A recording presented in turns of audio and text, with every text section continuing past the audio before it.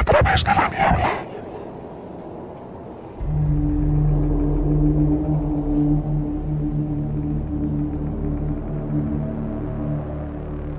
Ed y Lorraine Warren ganaron fama investigando historias de fantasmas y sucesos paranormales antes de que Hollywood transformara sus casos en películas de gran éxito.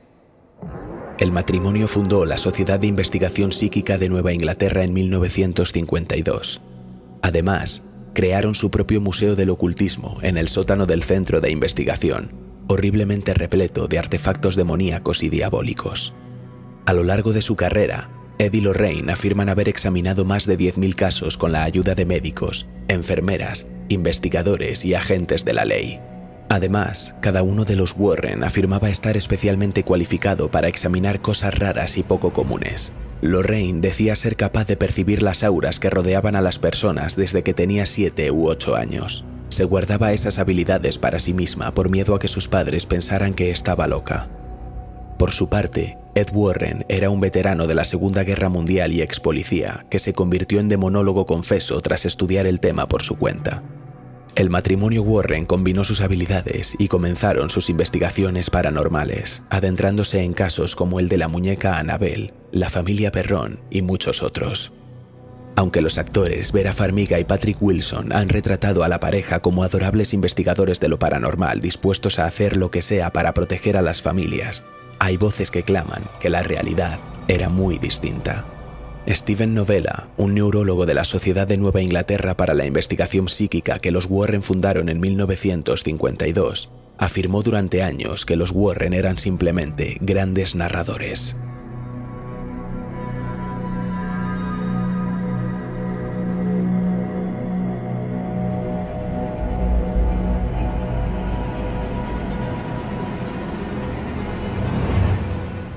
Uno de los casos que catapultó a la fama al matrimonio fue el de Amityville. En esa casa, el hijo mayor de la familia DeFeo, Ronald Butch DeFeo Jr., de 23 años, mató a toda su familia mientras dormía en noviembre de 1974 con un rifle del calibre 35. En 1976, el matrimonio formado por George y Kathy Lutz y sus 2 hijos se mudaron a esa misma casa. Pronto llegaron a pensar que una entidad demoníaca vivía allí con ellos. George afirmó haber visto a su esposa levitar por encima de la cama y transformarse en una anciana de 90 años. Dijeron haber visto también a un monstruo parecido a un cerdo que les amenazaba y babas que salían de las paredes. Los cuchillos, al parecer, salían volando de las encimeras y apuntaban directamente a los miembros de la familia. La familia intentó rezar el Padre Nuestro llevando un crucifijo siempre presente, pero fue en vano. Durante su última noche allí, se dice que escucharon golpes tan fuertes como los que emana una banda de música por toda la casa. Abandonaron el lugar al cabo de 28 días porque no podían soportarlo más. 20 días después de que los Lutz se marcharan, los Warren hicieron una visita a la casa invitados por un equipo de televisión. Allí, según ellos, Ed fue obligado a tirarse al suelo y Lorraine experimentó una fuerte sensación de presencia demoníaca. Afirmaron, junto a su equipo de estudio, haber tomado una foto de un fantasma en las escaleras que parecía ser un niño pequeño. Amityville fue un caso tan popular que surgieron novelas, películas y teorías conspiranoicas. Muchos otros fueron a visitar esa casa, pero ninguno experimentó nada paranormal. Ninguno, excepto los Warren y la familia Lutz.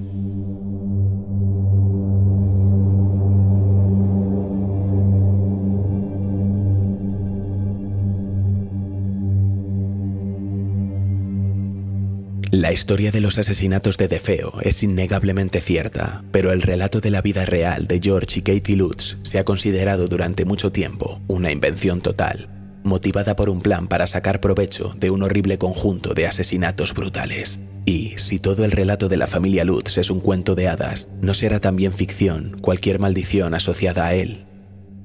Hay más pruebas de que toda la historia sea un engaño que de que sea cierta.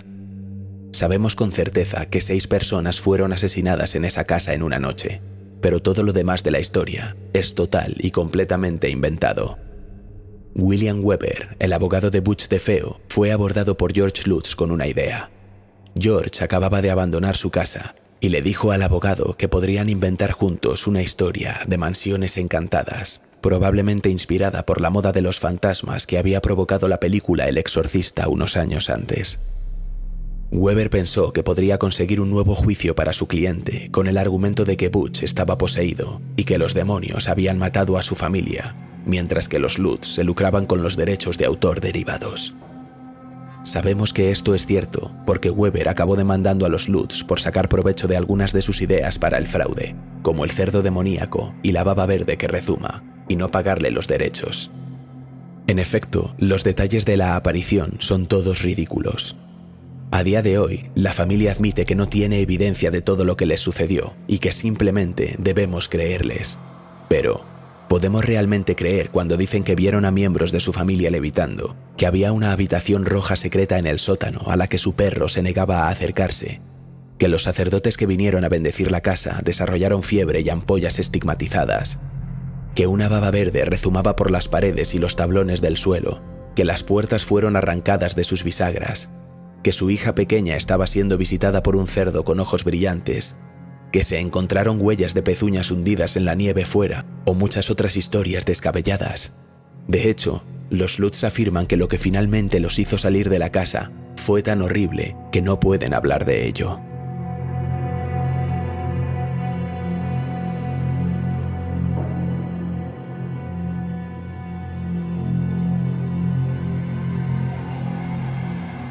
Todas estas historias son mentiras directamente, y lo sabemos porque hay pruebas.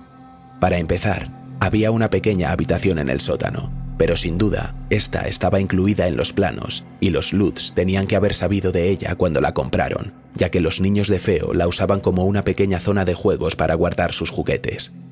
La familia que compró la casa después de los Lutz, una familia que por cierto jamás informó de ningún tipo de aparición fantasmal, demostró que las bisagras originales de las puertas todavía estaban intactas y que ninguna había sido retirada o ni siquiera reparada. Nunca nevó durante ese tiempo en que los Lutz residieron en aquella casa. Además, los Lutz afirmaron haber hecho muchas llamadas a la policía durante su estancia, pero el departamento de policía no tiene constancia de ninguna llamada a ellos procedente de ese lugar durante ese periodo de tiempo. Solo hay alguna días después de haber huido.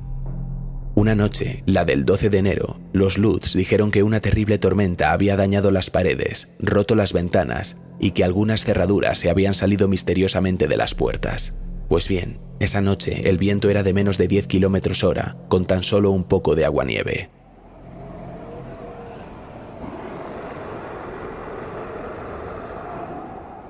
George Lutz afirmó haber visto a ese cerdo demoníaco en la víspera de Navidad, iluminado en la ventana por la luz de la luna llena. Pero sabemos que la luna no estaba en tercer cuarto esa noche, sino que ya se había puesto cuando afirmó haber visto al cerdo. Las inconsistencias siguen acumulándose hasta el punto en que prácticamente todo lo que se describe en el libro puede descartarse como tonterías o es simplemente ficción. La investigación de los Warren, por supuesto, es la guinda del pastel, ya que llena la historia con aún más mentiras para respaldar sus ridículas afirmaciones. Dicen haber experimentado algo, una sensación que les sucedió a sus cuerpos durante esa investigación, pero que no pueden probar que sea verdad, más o menos como un episodio de Buscadores de Fantasmas. Decían sentir que los estaban empujando o reteniendo. Claro, no hay ninguna prueba de esto. Finalmente, gracias a su equipo de investigación paranormal, concluyeron que la aparición de fantasmas se debía a varios factores. Primero, que los nativos de Shinnecock habían usado esa tierra para tratar a sus locos y a sus enfermos fatales. Podríamos entrar en el racismo implícito de esa frase, pero simplemente aclararemos que no existe tal cosa como una tierra embrujada porque era sagrada para los nativos. Además, la tribu Shinnecock no vivía cerca de la actual Amityville, y mucho menos usaba ese lugar específico como sanatorio.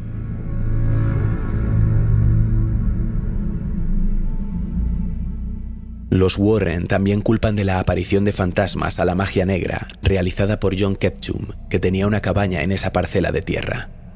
John Ketchum fue una persona real y fue mucho más famoso por ser pionero en lo que ahora es Indiana y matar a muchos nativos americanos en el proceso.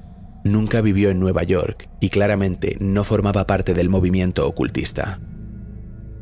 Llegados a este punto, uno podría pensar cuando se les presenta esta evidencia contundente de que estaban increíblemente equivocados en todo, que los Warren se retractarían de todo.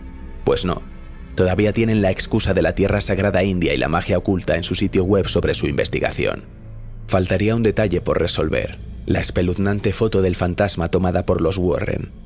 Aunque la persona que aparece en la imagen puede parecerse a alguien que fue asesinado en la casa, también se parece mucho a uno de los investigadores que estaban en la escena ese día, Paul Bartz. Incluso llevaban la misma camiseta. Bartz se ha negado a confirmar o a negar que sea él quien aparece en la foto.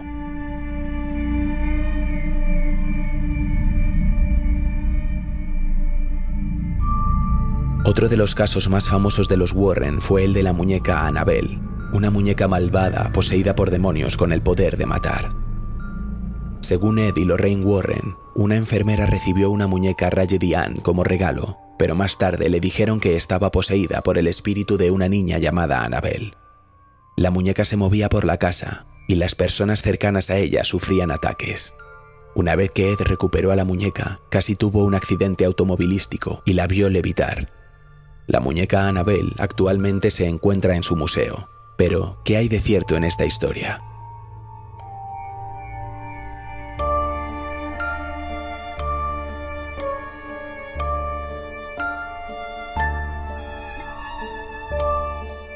La de Annabelle es la historia de Donna Jennings, una joven a la que le regalaron la muñeca.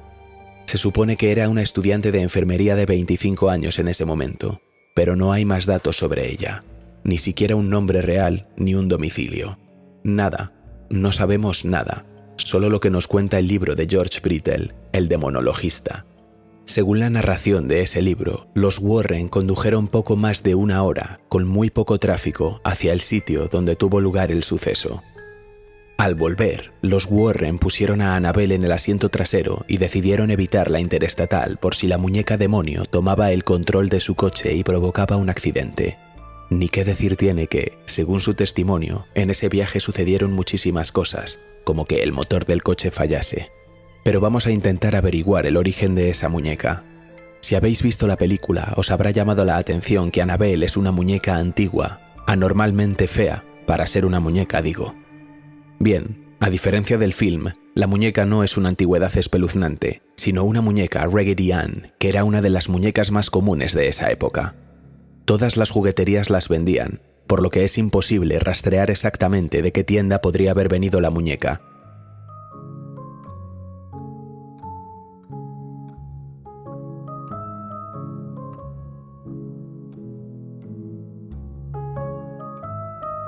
La muñeca Raggedy Ann se creó por primera vez en 1915 y se popularizó gracias a los libros infantiles escritos por Johnny Gruelle.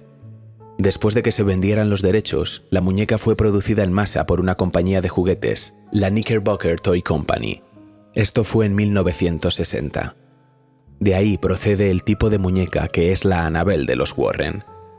Es posible que la etiqueta de esa Annabelle tenga un número de serie que podría ayudar a rastrearla hasta dónde fue fabricada y dónde fue distribuida para averiguar exactamente dónde se vendió la muñeca. Pero por supuesto, Annabelle está bajo llave, aparentemente para nuestra propia protección.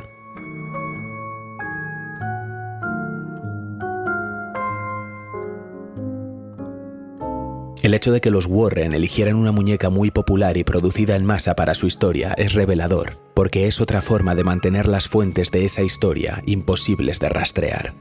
Si hubiesen usado una muñeca antigua como la de la película, cualquier experto en muñecas podría decir quién la hizo, cuándo y dónde se vendió.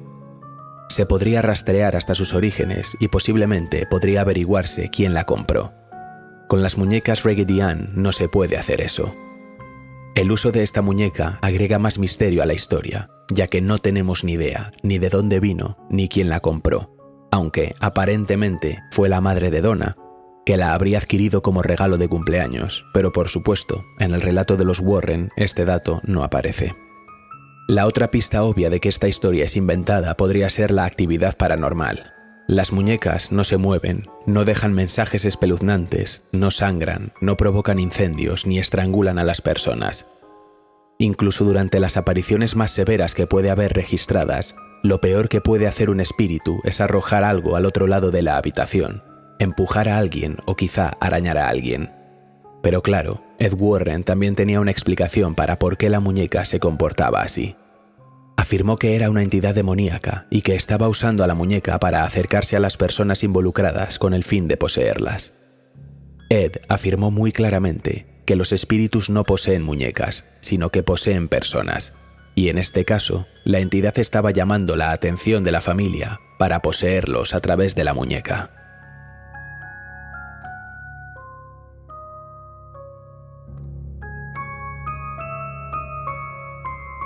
Como hemos dicho, Annabelle está guardada en el Museo de los Warren en una vitrina con un gran cartel en el que pone «No abrir». Ed Warren a menudo contaba una historia sobre una pareja que se había burlado de la muñeca, así que él los había obligado a marcharse de allí. De camino a casa, su motocicleta chocó, matando al hombre y dejando a la mujer en el hospital durante un año. Sus nombres, nadie lo sabe. ¿Dónde sucedió esto? Tampoco. ¿En qué fecha? No hay datos. ¿Por qué contar esta historia? Para vender más entradas para su museo.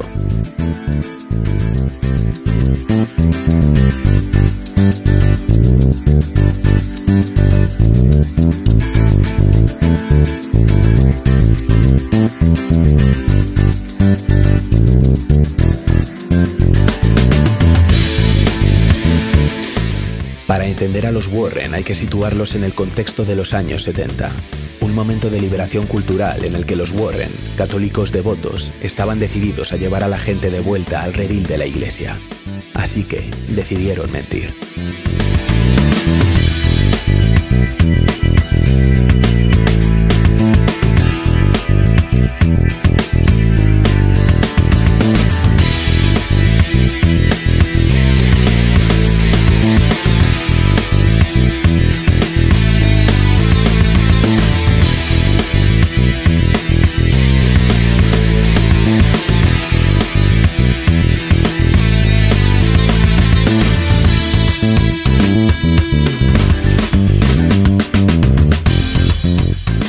Los Warren eran artistas convincentes y crearon un negocio de venta de relatos reales de fantasmas.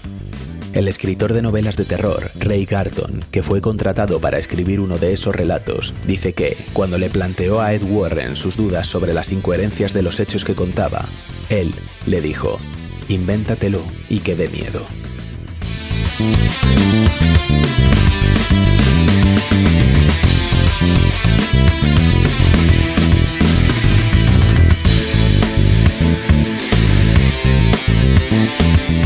Los fantasmas no eran más que cebo en el anzuelo. Tarde o temprano, cualquier conferencia que los Warren daban sobre lo paranormal se reducía a su verdadero punto. Los fantasmas eran atraídos por personas que se negaban a ajustarse a los valores familiares tradicionales. Solo las personas que se sometían al patriarcado y a la iglesia podían estar a salvo. Las historias que contaban los Warren rara vez tenían algo que ver con la realidad, y si se conoce alguna parte de la verdad, presentarlos como héroes es censurable.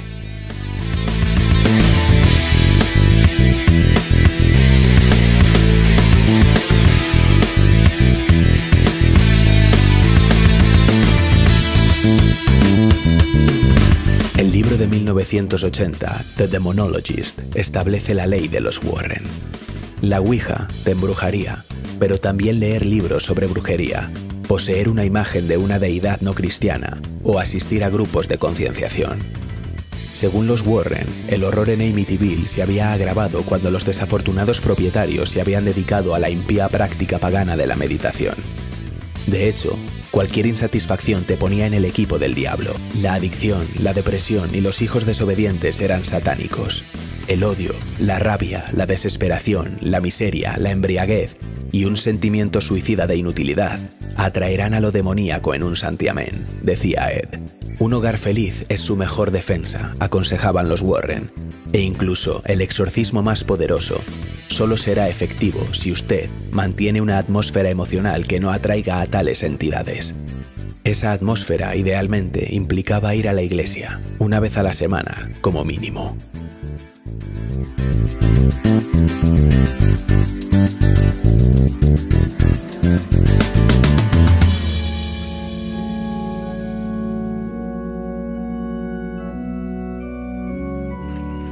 La cosmología de los Warren consistía en culpar a las víctimas metafísicas. El mal solo podía ocurrirle a personas que ya eran malas de por sí. La gente que hace cosas negativas o claramente antinaturales está, esencialmente, haciendo el trabajo del diablo, y en realidad atrae a los espíritus negativos a su lado, nos dice Ed. Si analizáis esa frase, os daréis cuenta de que las implicaciones de la misma son terribles, y más el uso de la palabra antinaturales. Aún así, la de los Warren fue una estafa genial. Consiguieron atraer a un público juvenil rebelde hacia el conservadurismo cristiano, impregnándolo de la estética pulp y del riesgo de la vida o muerte sacado de los argumentos de las películas de terror. Llegamos a las protagonizadas, hechas, podríamos decir, por y sobre los Warren, siendo la primera The Conjuring, que inspiró el universo Warren y fue solo el comienzo de una serie de películas que se relacionan entre sí, incluyendo Annabelle, La Monja o La Maldición de la Llorona. Esta película ha dado lugar a la segunda mayor franquicia de terror de la historia, y todo se basa en las mentiras de los Warren.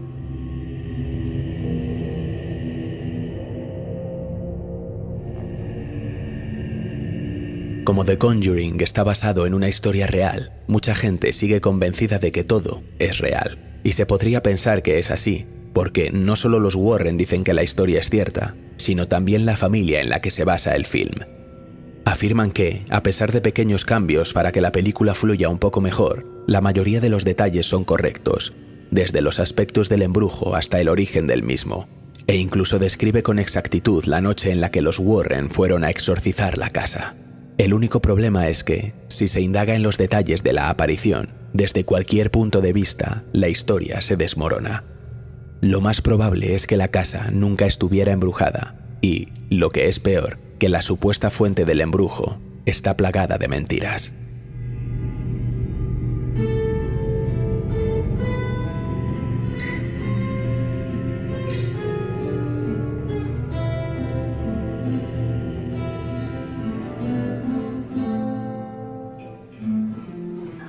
El caso de The Conjuring nos habla de Caroline Perron, una mujer que no pudo resistirse a trasladar a su familia a una gran casa de campo que encontró en venta en Rhode Island y que compró en 1970, mudándose con su marido y sus 5 hijas.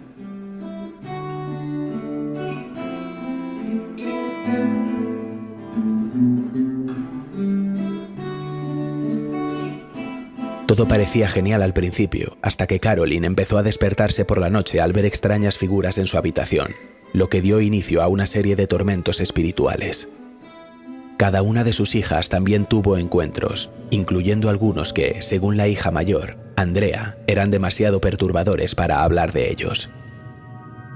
Finalmente, los Warren se enteraron de sus historias y acudieron a la casa para investigar. Allí, Lorraine, la vidente, percibió el espíritu de una malvada bruja satánica. Todo culminó con una sesión de espiritismo que poseyó a Caroline, que tuvo que ser exorcizada. Basándonos en esa premisa, parece la historia perfecta de una casa encantada, que da para una excelente película. Eso, si alguno de esos acontecimientos hubiesen sucedido tal y como son contados en el film. Caroline sufría parálisis del sueño, que es un trastorno muy común en el que alguien se despierta en medio de un sueño profundo, hasta el punto en que su cerebro cree que sigue dormido e intenta seguir soñando. Durante la parálisis del sueño, la mayoría de la gente es incapaz de moverse, debido a que su cuerpo les bloquea de manera natural mientras duerme. Es, básicamente, lo contrario del sonambulismo. Las personas que sufren parálisis del sueño tienden a presenciar algunas cosas inquietantes. Normalmente, figuras oscuras y sombrías de pie en su habitación mirándolos. La parálisis del sueño suele estar causada por el estrés.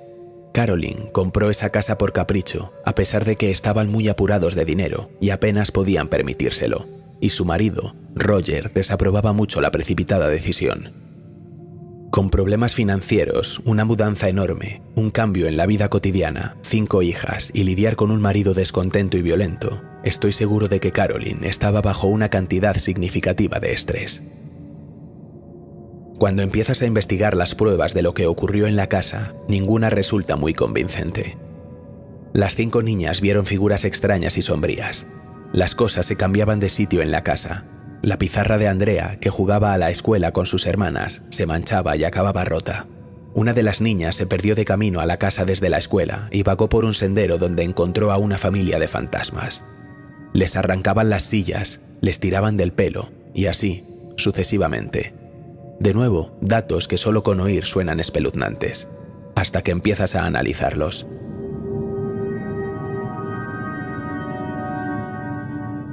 El cerebro puede descontrolarse cuando vives y duermes en un lugar desconocido y tarda un tiempo en adaptarse.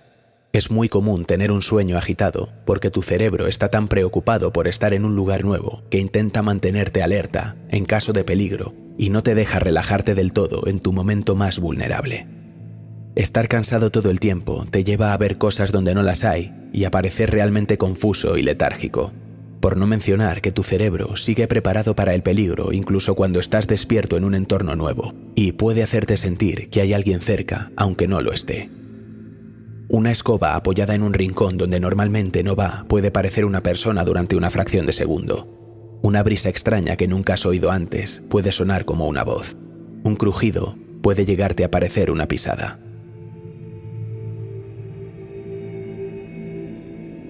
Psicológicamente, hay muchas explicaciones para ver y oír cosas que en realidad no existen, y es muy común que así sea.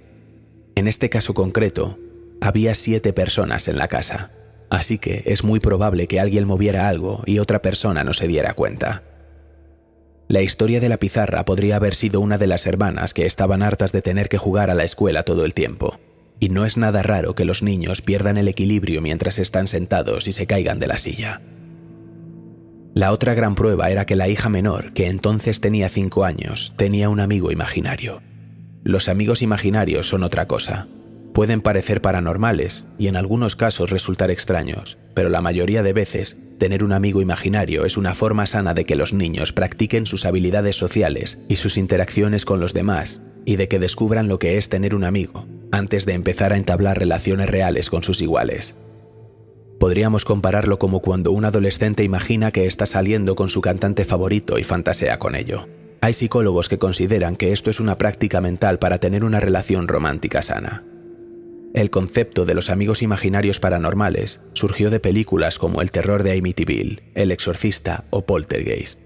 Hay muchísimas películas en las que aparece un niño pequeño en las que cuenta con un malvado amigo imaginario que no es lo que parece ser. El caso es que Caroline estaba empezando a ponerse muy ansiosa por todas estas cosas paranormales que supuestamente sucedían en su casa. Cuanto más ansiosa se ponía, más locas se volvían las historias de los niños. Nancy, una de las mayores, era muy competitiva y exageraba cada vez más sus historias para intentar superar a sus hermanas. Una de las pequeñas, Cindy, era muy imaginativa y le encantaba inventarse historias de fantasía, por lo que sus encuentros con fantasmas tenían muchos detalles oscuros. Según ella, había presenciado familias de niños nativos jugando en su jardín, o incluso decía que había una familia numerosa en su comedor cenando. También llegó a decir que había visto el fantasma de una madre y de sus hijos saliendo de su armario. Está claro que la obsesión de Caroline con los fantasmas había sido contagiada a sus hijas. En esto, su esposo estuvo de acuerdo. Él nunca experimentó encuentros paranormales y afirmó que se había dado cuenta de que sus hijas imitaban a su madre constantemente. Pero Caroline quería llegar al fondo de esto. Empezó a investigar la historia de su nueva casa y de su ciudad. Así se topó con una mujer llamada Bathsheba Sherman, que a mediados del siglo XIX se creía que había sido una bruja y satanista que había asesinado a uno de sus hijos como sacrificio para Satanás en ese mismo pueblo. Al parecer, la gente del lugar no pudo condenarla con tan poca evidencia y dejaron el hecho pasar. Bathsheba finalmente se ahorcó en el patio trasero de su casa. Debido a esto, Caroline se convenció de que su tierra estaba maldita y el espíritu de Bathsheba estaba causando todos los problemas en su hogar.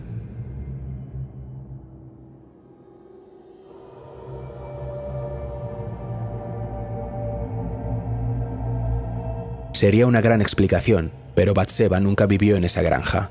Es cierto que 3 de sus 4 hijos murieron jóvenes, pero era algo bastante común en ese momento. No hay ninguna evidencia de que esta mujer fuera acusada de asesinato o de que se pensase que era una bruja.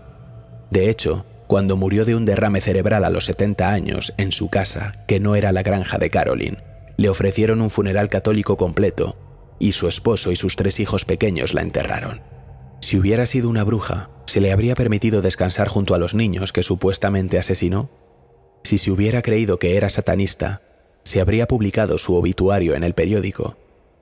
Bathsheba no tuvo nada que ver con la casa de campo, e incluso si lo tuviera, no había evidencia que demostrara que cometió sacrificios humanos allí.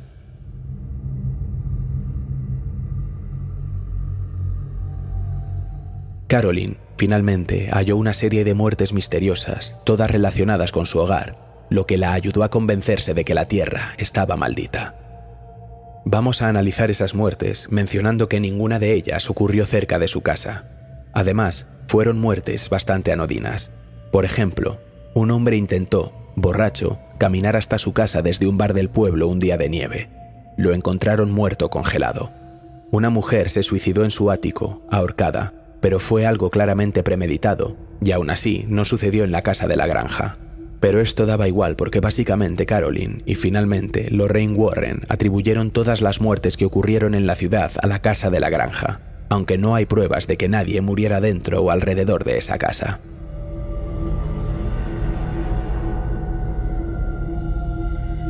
Los Warren entran en esta historia de manera repentina e inesperada, como les encantaba hacer al aparecer un día al azar en esa casa. Después de leer las notas de Carolyn, Lorraine se convenció de que el espíritu de la malvada bruja satánica, Bathsheba, rondaba la casa. Posteriormente robó esas notas, nunca las devolvió y las usó en conferencias que dio sobre los peligros de los demonios. Volviendo al caso, una noche, de repente e inesperadamente, aparecieron y anunciaron que iban a hacer una sesión junto con un grupo de investigadores paranormales que trajeron un montón de equipos de detección de fantasmas. Carolyn, Andrea y los Warren están de acuerdo en que Carolyn quedó poseída esa noche durante la sesión, cuando comenzó a gruñir y fue arrojada de su silla. Sin embargo, esto puede sonar mucho más a histeria que a una posesión. Hay muchas historias de posesión que siguen el mismo patrón, gruñidos, movimientos extraños, pero lo que realmente sucede es que estás sometido a tanta presión y asustado que tus emociones comienzan a actuar por sí solas. Nada sobre la posesión de Carolyn parece notable cuando se habla de posesiones reales, ya que ella jamás comenzó a hablar con una voz extraña, ni a afirmar ser un demonio o algo así. Lo único que allí pasó es que empujó su silla hacia atrás y se cayó, o, como dirían los Warren, salió volando de la silla. Los Warren dijeron que el marido estaba tan molesto por la posesión que los hizo irse a todos. Este dice que corrió en ayuda de su esposa después de que ella cayese, y cuando Ed intentó tirar de él hacia atrás, le dio un puñetazo en la nariz y les ordenó que salieran. La sesión terminó porque Lorraine tuvo que detenerla para limpiar la cara ensangrentada de Ed.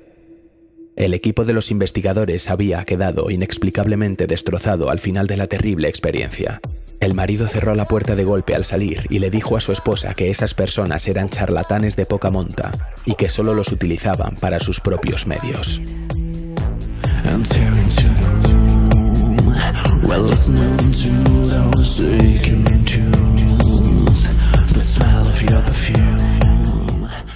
Hasta el día de su muerte, los Warren afirmaron que la casa de la familia Perron estaba perseguida por demonios arrojados sobre la casa por la maldición de la malvada bruja Bathsheba Sherman, a pesar de que toda la evidencia demostraba lo contrario.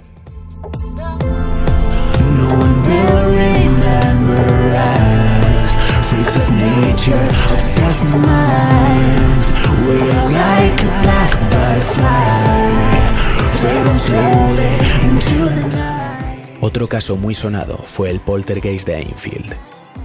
La noche del 31 de agosto de 1977, Peggy Hodgson llamó a la policía. Dos de sus 4 hijos, Janet y John, habían escuchado ruidos extraños en su habitación. Peggy entró corriendo y vio como una gran cómoda se movía sola. Peggy era madre soltera y estaba sola con los niños en la casa, por lo que corrieron a pedir ayuda a sus vecinos.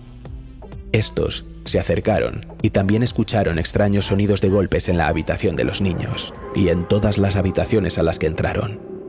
Cuando llegó la policía, vieron una silla deslizarse por la habitación. Y así dio comienzo la saga de 2 años del poltergeist de Enfield.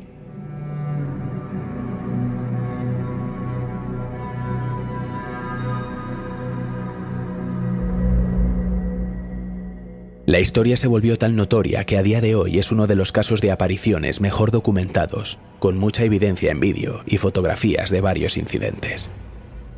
También tuvo múltiples testigos, desde vecinos hasta periodistas e investigadores paranormales. Se utilizó como argumento de la película The Conjuring 2, en la que dos personajes principales eran Ed y Lorraine Warren. Los ficticios Ed y Lorraine salvan a la familia y expulsan al demonio que acecha en la casa, convirtiéndose así en los héroes de la historia. Los verdaderos Ed y Lorraine insistieron en que el caso Enfield fue uno de los fantasmas definitivos que prueban que la posesión demoníaca es real, y juraron que el fantasma era completamente cierto, pero no lo fue.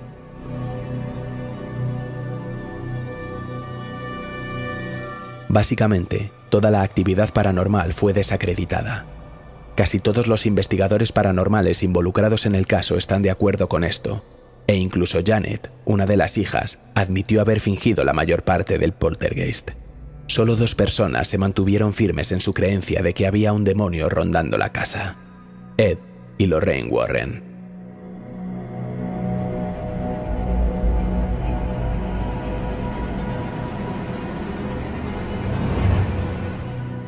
La mayor parte de la actividad paranormal se centraba en Janet, de 11 años, y su hermana Margaret, de 12. Objetos pequeños, como figuritas de Lego, volaban por la habitación. Las puertas se abrían y cerraban solas. Se escuchaban pasos y ruidos por toda la casa. Peggy, la madre, quería la mayor cantidad posible de testigos de esta actividad e invitó a casi todos los habitantes de su vecindario en Enfield, un pequeño distrito del norte de Londres. Peggy estaba desesperada por obtener ayuda y no pudo conseguirla del clero local ni de los miembros del concejo municipal, por lo que se puso en contacto con los medios de comunicación. Y fue entonces cuando las cosas empezaron a ponerse raras.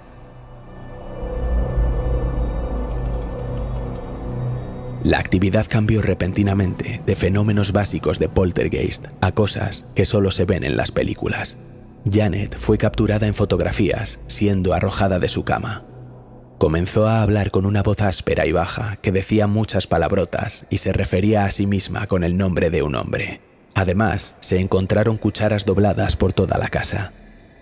El aumento de la actividad atrajo a todo tipo de investigadores, desde gente de lo paranormal hasta científicos y periodistas habituales, ansiosos por obtener un titular. Pronto aparecieron muchos artículos en periódicos de chismes como The Daily Mail. También se publicaron muchísimas fotografías de Janet siendo arrastrada a través de su dormitorio, y muchos periodistas consiguieron entrevistar a la voz a través de Janet.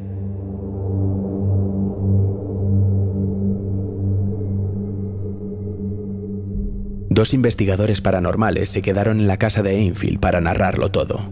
Estos fueron Guy Lyon Playfair y Maurice Gross. Se les considera los principales expertos en el caso. Invitaron a muchos otros profesionales a investigar. Por allí pasaron desde magos a ventrílocuos, médiums, psicólogos y muchos científicos para analizarlo todo, desde la casa hasta las cuerdas vocales de Janet. Estaba claro que, si bien la actividad inquietante era candente, Playfair y Gross querían obtener todas las pruebas y análisis posibles, algo que hace un buen investigador. De manera muy aleatoria, una noche, Ed y Lorraine Warren aparecieron en la casa. No los había invitado nadie, pero ya que estaban allí, pidieron entrevistar a Janet y visitar el lugar. Playfair dice que los Warren estuvieron allí menos de un día, y que en un momento, Ed lo llamó para explicarle cómo podía ganar mucho dinero con el fantasma. Playfair se alejó de él rápidamente. Janet, la hija, declararía más tarde que no recuerda haberlos conocido. Con el tiempo, muchas de las pruebas del fantasma desaparecieron. Se instalaron cámaras de movimiento alrededor de la casa para detectar cualquier actividad y se captaron vídeos de Janet doblando cucharas.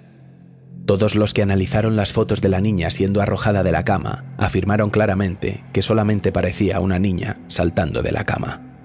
La voz que provenía de Janet tenía los mismos hábitos y maneras de hablar que la niña, y a veces Janet quería decir algo con esa voz, pero accidentalmente usaba la suya. La actividad se producía con mayor frecuencia fuera de cámara o cuando no había nadie presente para presenciarla, más allá de Janet y Margaret. Finalmente, Janet y Margaret aclararon que habían falsificado pruebas y muchos investigadores llegaron a la conclusión de que, si bien la actividad podría haber comenzado con actividad paranormal real, esta se convirtió en un espectáculo secundario para que estas chicas alcanzasen cierto grado de fama.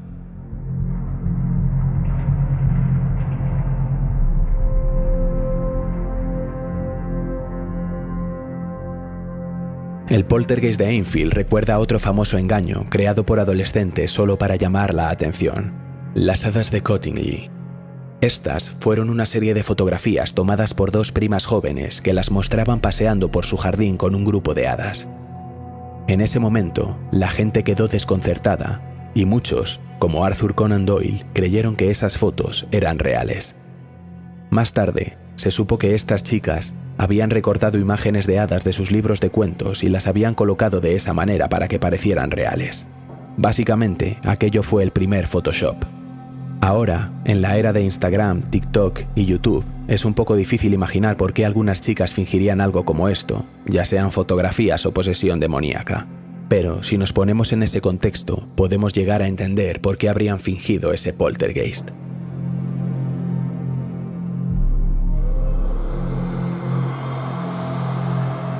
Sobre el caso Enfield, solo dos investigadores paranormales mantienen que fue real: Ed y Lorraine Warren.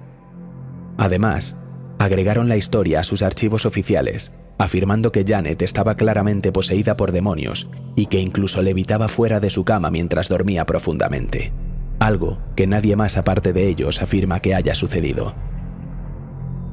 Los Warren eran los menos informados sobre el fenómeno. Solo estuvieron allí un día y prácticamente nadie se acuerda de ellos. Y, sin embargo, cuando se estrena la película de Hollywood, ellos son los personajes principales.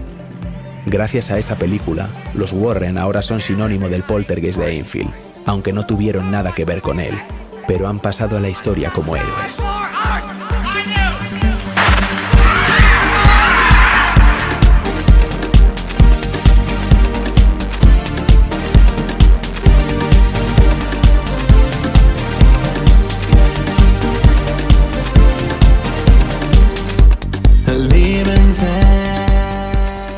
En la película The Conjuring 3 se nos habla del caso de Arne Cheyenne Johnson, que el 16 de febrero de 1981 apuñaló a su entonces casero, Alan Bono, con una navaja de 15 centímetros. Las heridas resultaron mortales y el adolescente fue acusado de asesinato. La policía se quedó atónita ante el repentino estallido de violencia de Arne. Este era un chico normal y corriente, sin antecedentes penales.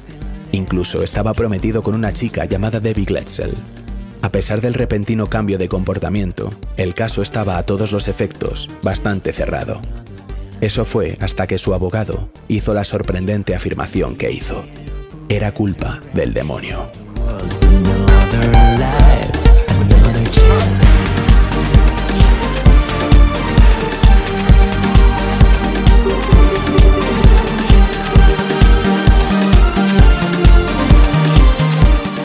A pesar del carácter aparentemente descabellado de la afirmación, el abogado insistió en demostrar que era cierta.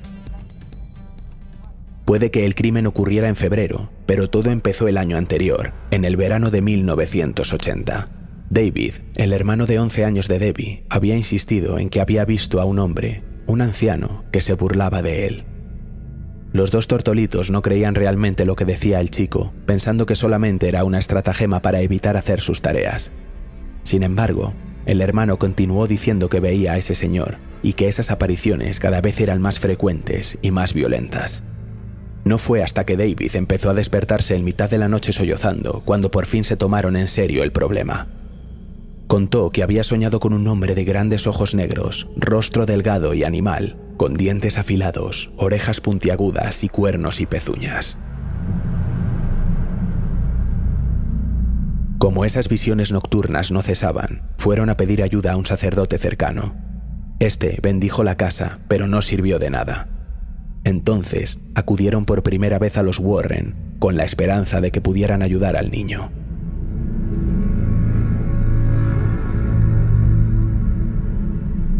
En una descripción de los hechos, la familia contó a los Warren que David daba patadas, mordía, escupía e insultaba. Actuaba como si alguien intentara estrangularle aunque no hubiera nadie presente, y era zarandeado por una poderosa fuerza invisible. Arne pasó mucho tiempo en casa de su prometida, intentando echar una mano en todo lo que podía, pero las cosas solo parecían empeorar. Las visiones, que hasta entonces solo habían aparecido de noche, empezaron a suceder también de día. La mayoría de ellas incluían al mismo anciano del que se había quejado antes. Fue también durante este tiempo cuando comenzaron a aparecer ruidos inexplicables del ático. A medida que el estado de David empeoraba, empezó a sisear y a sufrir convulsiones.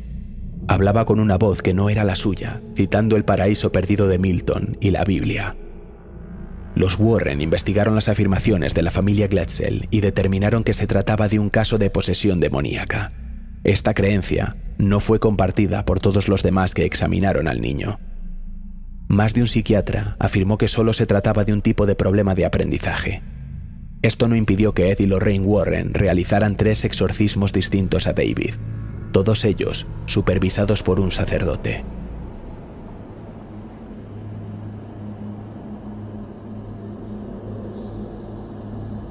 Durante esas batallas con la fuerza demoníaca que llevaba dentro, afirmaron que David levitaba, maldecía e incluso dejaba de respirar. Incluso llegaron a decir que David predijo el asesinato que el propio Arne cometería más tarde. Mientras tanto, Arne se encargó de encontrar otra solución al problema. Empezó a implorar a la presencia interior de David que entrara en su propio cuerpo y dejara en paz al chico. Todo esto habría sucedido hasta el día del asesinato.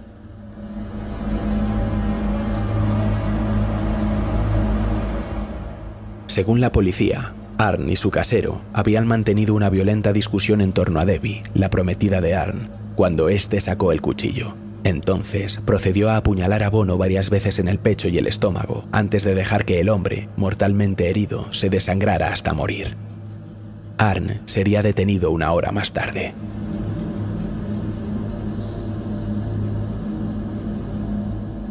Los Warren no se creyeron las afirmaciones de que la discusión había sido simplemente por una mujer. Hasta ese momento, los dos hombres habían mantenido una relación amistosa, hasta el punto de que Arne llamaba al trabajo para poder pasar tiempo con Bono en la perrera en la que trabajaba. También fueron los acontecimientos que tuvieron lugar antes del apuñalamiento los que le llevaron a esta conclusión. Como ya se ha dicho, Arne había estado provocando la presencia de David. Parte de ese ritual había comprendido las visitas de este chico a un viejo pozo donde el muchacho había afirmado haber tenido su primer encuentro con el anciano. Los Warren le habrían advertido que se mantuviera alejado de ese lugar, pero él fue de todos modos.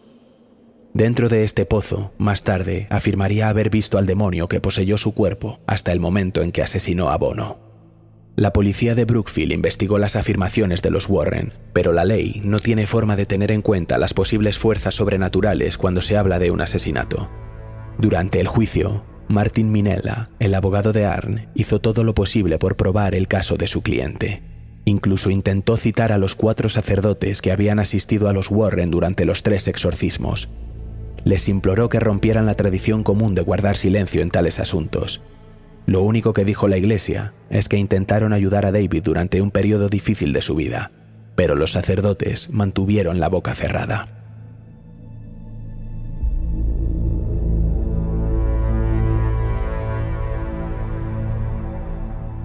El chico fue declarado culpable de homicidio en primer grado. El juez le condenó a entre 10 y 20 años de cárcel, pero saldría en libertad en 1986 tras cumplir unos 5. Durante el tiempo que pasó entre rejas, Debbie y él siguieron juntos y acabaron casándose antes de su puesta en libertad. Ella siguió apoyando firmemente a su marido, afirmando que no debería haber desafiado al demonio que habitaba en su hermano. Parece ser que todo el mundo compró esa versión de los Warren.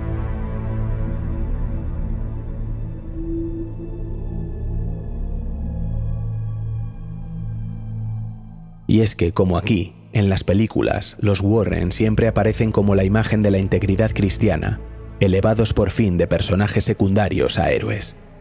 Esa es la historia que los Warren querían contar. No por nada, Lorraine tuvo un papel clave en la configuración de la franquicia hasta su muerte en 2019. Habitualmente, la crítica se conmueve con el retrato del matrimonio de los Warren, calificándolo como una de las grandes historias de amor del género de terror. Lorraine trabajó en esa historia de amor. Por un lado, su contrato contenía algunas exigencias muy específicas. Ni ella ni su marido, Ed, podían ser representados agrediendo sexualmente a nadie o teniendo relaciones sexuales con menores. Además, ni el marido ni la mujer podían ser representados participando en una relación sexual extramatrimonial. Así que, por fin llegamos al verdadero horror de The Conjuring. En 2017, una mujer llamada Judith Penny afirmó que cuando tenía 15 años, Ed Warren, entonces en la treintena, mantuvo relaciones sexuales con ella de forma rutinaria y que finalmente la trasladó a su casa. Penny también dice que Lorraine lo sabía y que cuando se quedó embarazada, fue ella quien la persuadió para que abortara, diciéndole que cualquier escándalo podría arruinar el negocio de los Warren.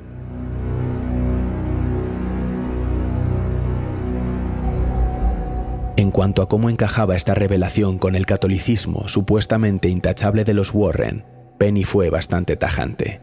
El único dios de Lorraine es el dinero.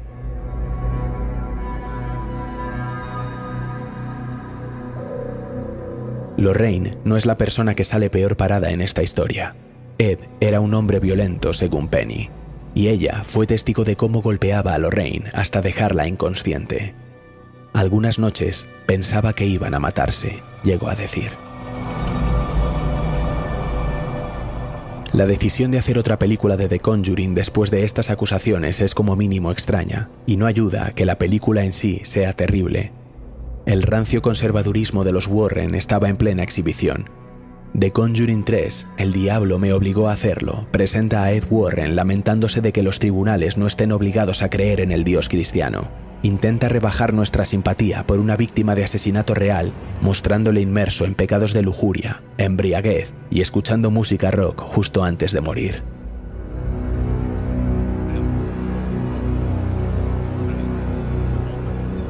Cuanto más se aprende sobre los Warren, más evidente resulta que algo horrible siempre estuvo ahí. Lorraine Warren negó las acusaciones de Penny a través de sus representantes. También negó haberse inventado las apariciones.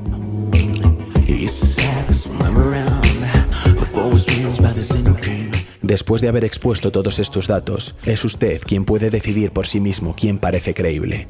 Los fantasmas y los demonios rara vez son vistos, pero los santurrones hipócritas que abusan de su autoridad son bastante comunes. Puede que la franquicia de Conjuring nos muestre el mundo tal y como los Warren querían que lo viésemos, pero nosotros vivimos en el real y podemos saber quiénes son los monstruos. Let's go.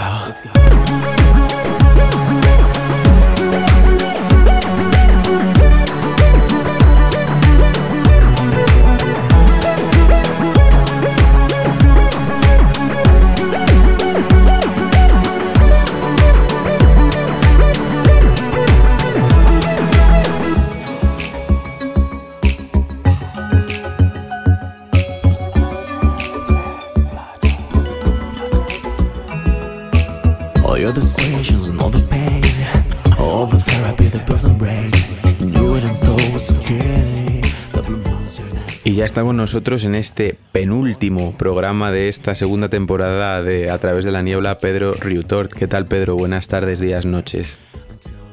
Pues buenas tardes, días, noches, Javi. Muy bien. Como tú sabes, muy atareado. Un día muy movido. Y bueno, aquí con muchísimo calor. Esta noche he estado trabajando, leyendo ya casi el final de tu novela, de Cisma. Vamos ahí. Vamos, que estoy llegando, que estoy llegando. Está a punto de salir la tercera, te tienes que dar maña ya ahí. Sí, me tengo que poner el acelerador.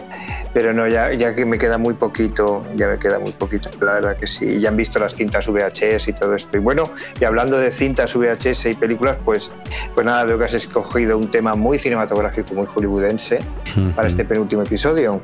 Sí. Bueno, yo, antes de meternos en harina, como dirían en Muchachada Nui, en Laura Chanante, una buena lectura para el verano, la que has elegido, Cisma, de Javier Cobo, lo dejamos ahí caer. Como el que no quiere la cosa. Cisma ya Hereditatem, Saga Ariel Bloom, ahí la dejamos. Bueno, caer. pero tengo que decirte que entre Cisma y Hereditatem tengo lecturas pendientes, así que no sé cómo lo voy a hacer, porque tengo 2 o 3 novelas pendientes. Claro, es que como tú además no paras de enviarme informes. Claro, es lo que pasa. Cual más escabroso. Y encima largos, pues, porque el de esta semana era largo, que empecé ahí y al final acabó siendo un guión de 27 páginas.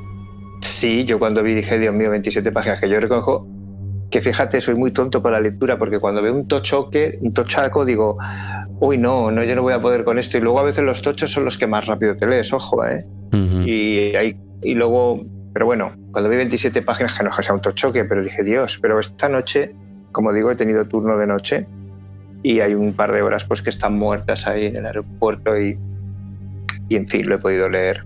Y eran propicias para leer ahí sobre los Warren, que no sé si tú tenías ya una opinión de ellos o sabías algo de la historia más allá de la versión hollywoodiense. Hombre, yo conocí a los Warren antes de las películas y claro, toda la información que te llega está muy intoxicada, ¿no?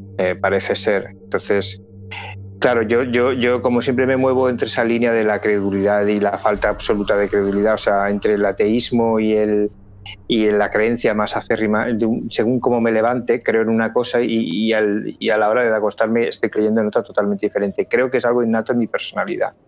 No puedo ser fiel a ningún ideal o a ninguna creencia porque cambio de opinión constantemente. Supongo que es un defecto, no es una virtud.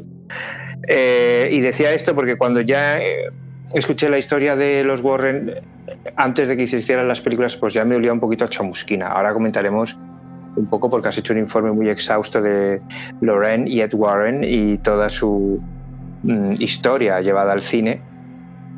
Pero en fin, es que sí, ya tenía una opinión formada, sí. Yo la verdad es que cuando vi la primera de Conjuring fue una película que, sin más, no me entusiasmó.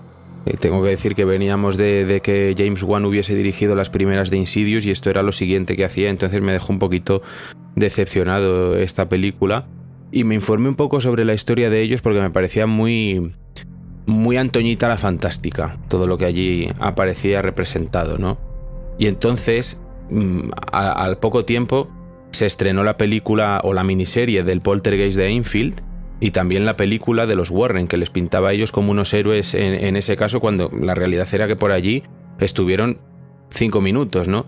Entonces, como que ya en mí se empezó a formar esa imagen de que eran unos farsantes y efectivamente, tirando un poco del hilo, parece ser que todo indica que esos casos tenían más de cartón que de otra cosa, ¿no? Y además muy burdos algunos de ellos.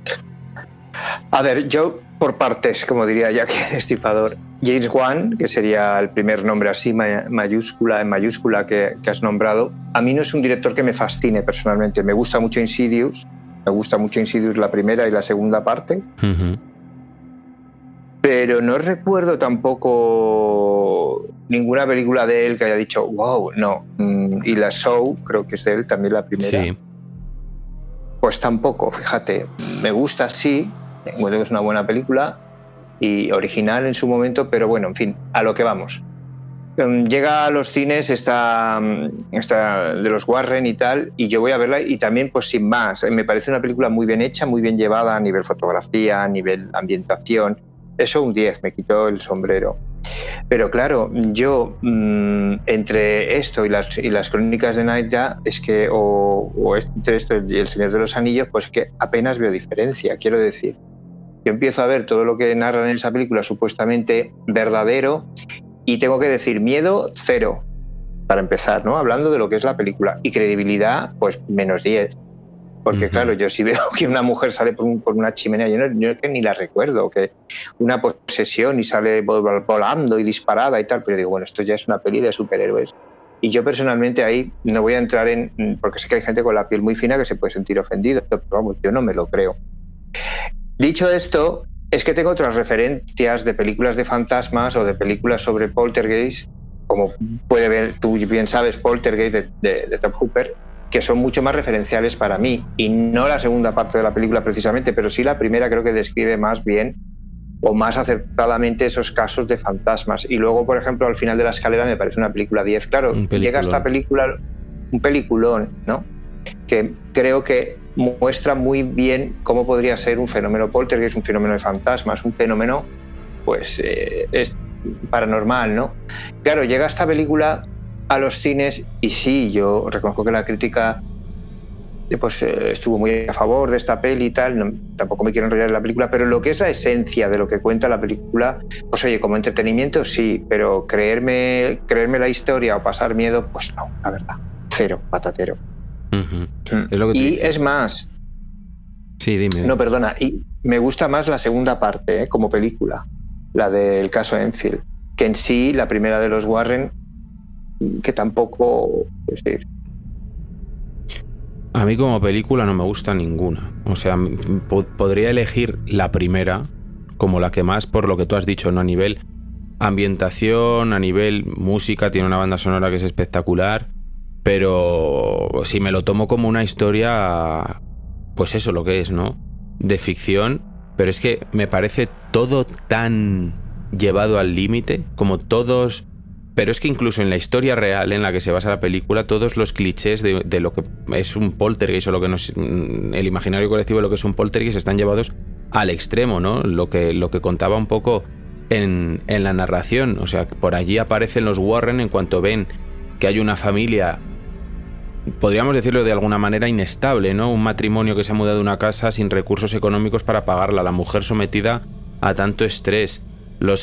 Todos los hijos empiezan a investigar esa historia sobre una mujer que practicaba magia negra, que luego ni practicaba magia negra, ni había residido allí, ni nada, pero todo esto le sirve un poco a los Warren para crear su propio relato, que de hecho se comentaba que la propia Lorraine Warren habría robado las notas de esta mujer que afirmaba haber pues sido poseída y que estaba sufriendo ese poltergeist en su casa, y las habría estado paseando por medio mundo en convenciones y todo. O sea, aquí ya vemos un poquito ese rasgo de amantes de lo ajeno, podríamos decir, ¿no?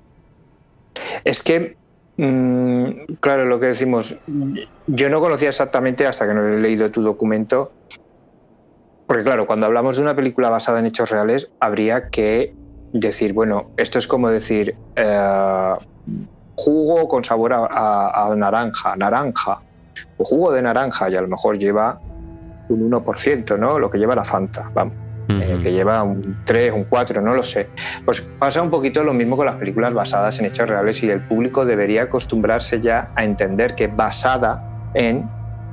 a lo mejor sí, me he basado en un caso, pero cualquier parecido con la realidad es mera coincidencia, quiero decir, porque me ha inspirado, ¿no? Entonces yo partía de esa base, no conocía hasta que no leí tu documento lo que realmente estaba constatado como realidad, pero imaginaba que ahí un 95% de lo que se narra en esa película es mentira.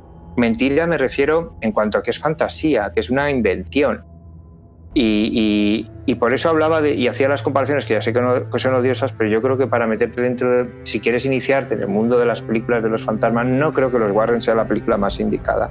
Creo que estaría al final de la escalera, o incluso Poltergeist, que aunque tiene una segunda parte mucho más exagerada, y yo me declaro un fanático absoluto de Poltergeist, porque es una película que viví con 10 años en el cine y me marcó para siempre, pero bueno, creo que está mejor llevada. Esta película está muy bien ambientada, está muy bien interpretada, pero hay una cosa sobre todo que además tú dejas muy clara en el informe, que yo ya noté desde los 5 minutos de proyección de la primera vez que vi los Warren, que es ese tufo, y digo tufo porque es tufo, a religiosidad que tienen los personajes principales. Es que es tremendo, porque es como, ojo, que no es una crítica para nada, y aquí lo dejo muy claro, ni a la Iglesia ni a las creencias de cada uno, que yo soy católico, que yo soy cristiano, quiero decir que no es eso. Es que es tremendamente apestoso, porque es como que son el reflejo de la bondad absoluta y, no sé, parecen personajes hasta de Disney, ¿no? A mí eso me molesta muchísimo, porque además digo, bueno, ¿y por qué no hay un exorcista, yo qué sé, árabe, ¿no? O musulmán? Porque no puedes, si hay demonios, entiendo yo. No, es como que solamente puedes, digamos, que solamente puede luchar contra ese mal la iglesia cristiana o católica, ¿no? Es que es como tan ridículo.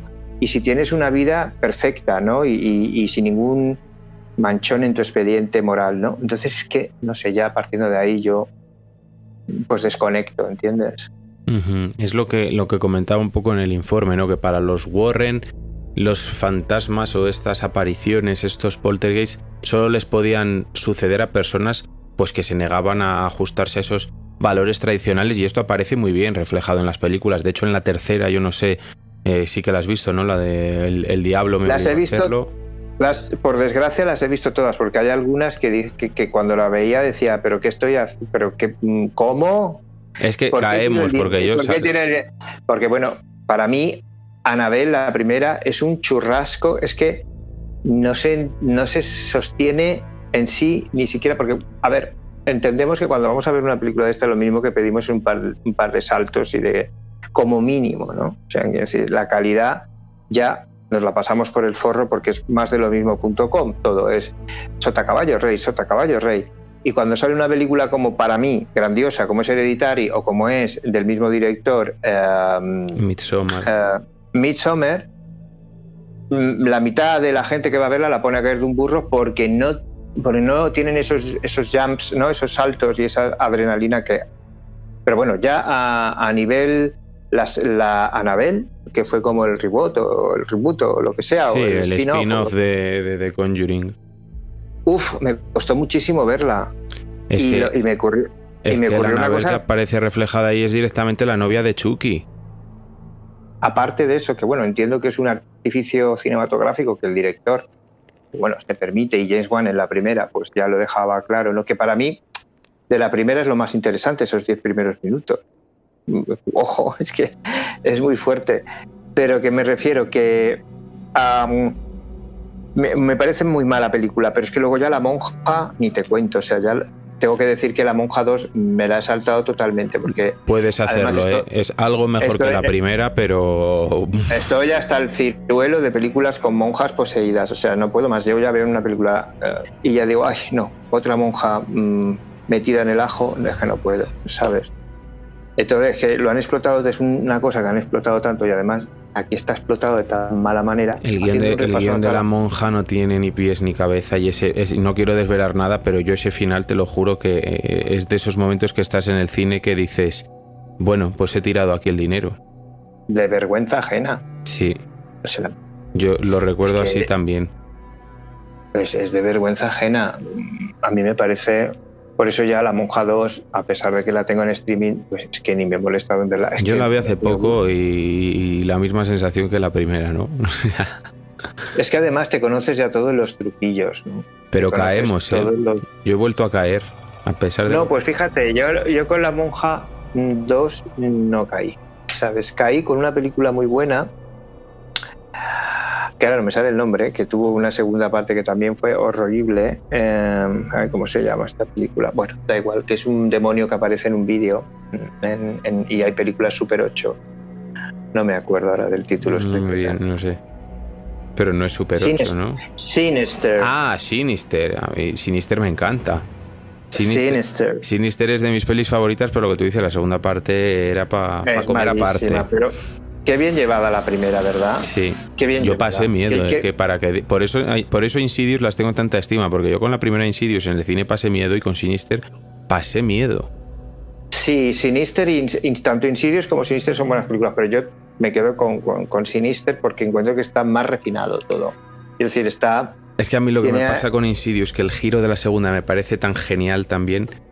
Pero sí, bueno. Sí, no, son películas que me encantan ambas, pero incluso el humor que pone en Insidious el director se agradece un poco, ¿no? O yo personalmente lo agradezco.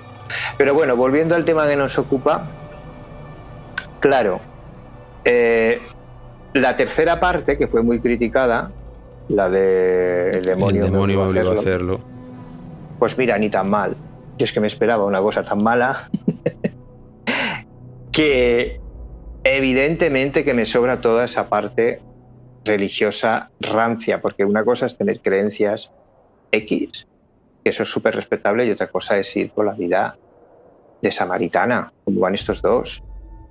o por lo menos como refleja la película, ¿no? Y es muy Pero burdo, bueno, ni tan es mal. muy burdo el reflejo que hace, o sea... Es que parece que nos quieren decir, oye, id por el camino recto o vais a acabar en el infierno, o poseídos, o yo qué sé, o algo peor, ¿sabes?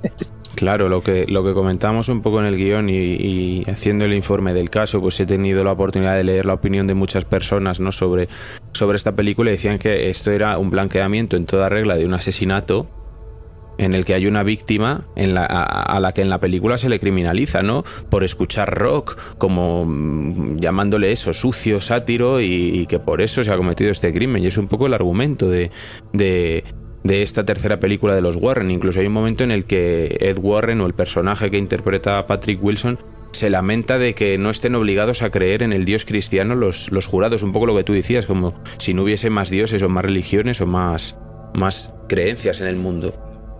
Sí, y sobre todo huele mal porque es como que estás viendo una película de terror y ese elemento para mí debería estar fuera. Entiendo que es la realidad, entiendo que los Ed y Lorraine Warren eran muy amantes o eran muy creyentes, pero también eran muy amantes del dinero. Ojo, podrían ser personas muy espirituales y muy creyentes, pero la pala es la pala. Y para muestra el museo para muestra el museo y yo creo que la historia sobre Annabelle, que la abríamos un poco ahí al principio, ¿no? Que es una historia que es más un cuento que otra cosa, porque lo que comentaba en la presentación, no hay ningún tipo de dato sobre el origen de esa muñeca. De hecho, el tipo de muñeca que eligen, esa muñeca Raggedy Ann, es precisamente para convertir en irrastreable el origen de ese objeto. Toda la historia que ellos montan, esa que luego cuenta Ed, de que una vez unos que fueron al museo se burlaron de la muñeca y acabó el tío en una cuneta muerto, pero no da ni nombres ni nada, que dices, bueno, si eso hubiese pasado de verdad, sería interesante que lo tuvieseis también en el museo, ¿no? Como para decir, cuidado con esta muñeca. Pero no, es que no hay nada. Es que, claro, aquí es un acto de fe. Estamos ante actos de fe absoluto. Yo vi y la piel se me puso así y el pelo se me erizó y no sé qué. Ahora pasaremos a la segunda peli, que para mí es la más interesante a nivel cinematográfico, que es la del caso Enfield, ¿no? Pero claro, todo lo que estamos hablando de Yo Vi es actos de fe. Es que volvemos a la religión. O sea, cuando te enseñan muchas cosas sobre la religión católica, te dicen, no, es que tienes que creer para ver. Es decir, si yo te digo que hagas esto porque con esto vas por el buen camino, tú tienes que creer a pies juntillas. Entonces ocurre un poco lo mismo con los testimonios de esta gente.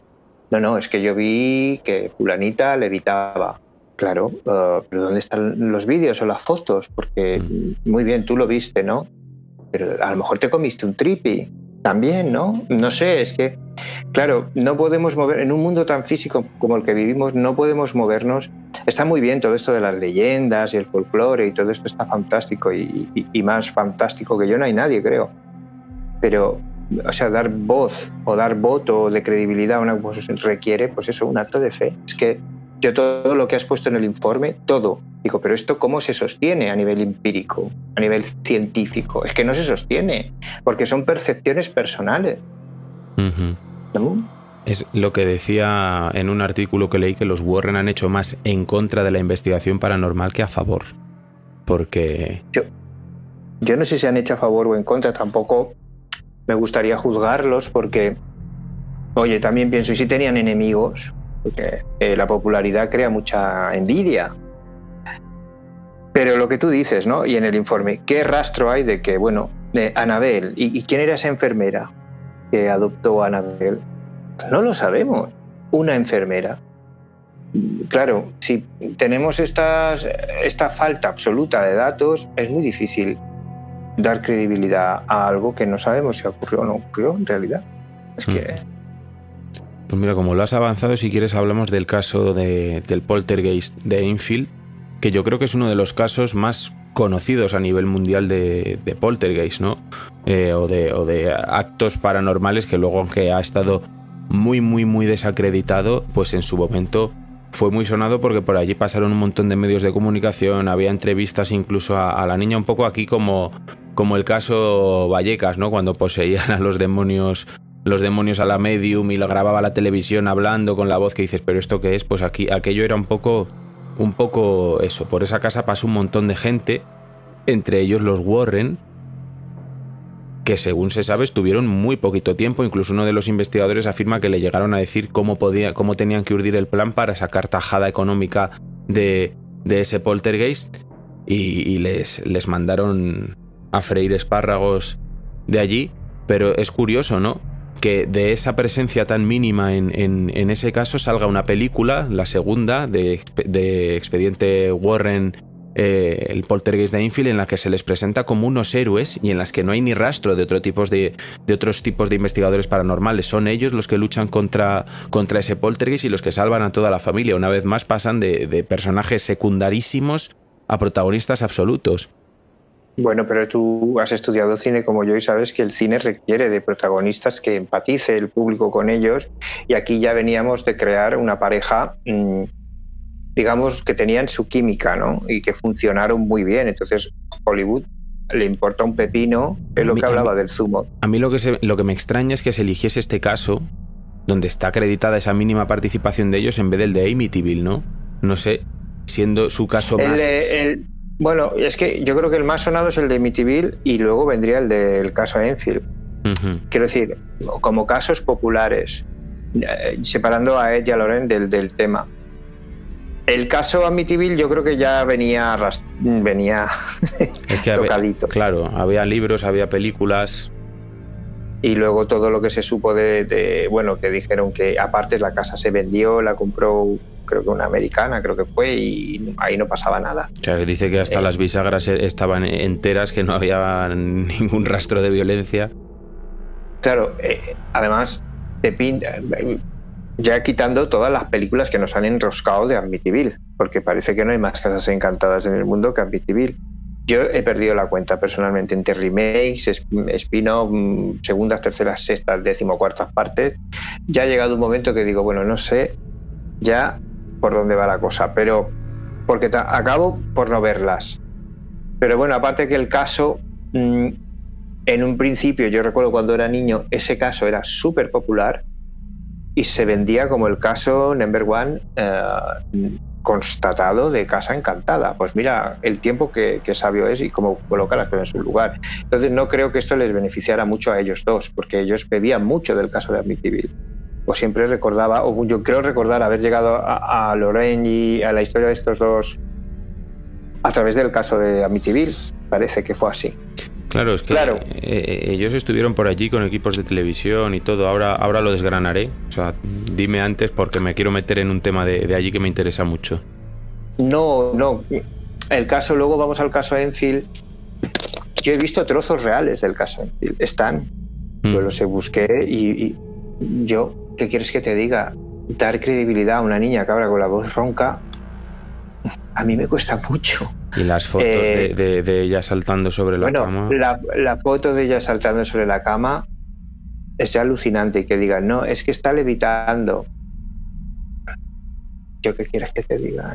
Para mí levitar es otra cosa. Para mí levitar es estar en la cama e ir alzándose, ¿no? Por ejemplo, y que haya un vídeo, que haya algo que constate esto, pero no un fotograma. No sé, no me parece serio, la verdad. Y lo que se habló de este caso, hasta que luego al final acabó cantando la Traviata a todo el mundo. Que de hecho yo de niño había una serie que se llamaba La Casa del Terror, producida por la Hammer, y uno de mis episodios favoritos, que yo me compré los DVDs de toda la serie, que es tremenda la serie, era una casa en un barrio de Londres que había fantasmas. Y entonces, fíjate tú cómo son las cosas. Y atando cabos dije, pues esto es que está inspirado en este caso. ¿Y qué pasaba? Que aterrorizaban a la niña, no le decían que lo provocaban los padres. Y había una escena final que en el cumpleaños se rompía una tubería y salía sangre por toda la tubería y manchaba a todos los niños, la tarta, todo. Al final acababa aquello que se iban a una isla paradisíaca y los padres decían, Dios mío, ahora con el libro nos vamos a forrar. Y aparecía la niña con unas tijeras y los mataba en la cama, ¿no? Porque la habían vuelto loca. Claro, a mí me marcó mucho ese episodio, pero luego cuando eres más mayorcito dices, Es que hay familias que son capaces de hacer eso. Es que las hay. Que dicen, bueno, nuestro hijo recordará, cuando sea mayor ya le contaremos. Este es el mejor de los casos.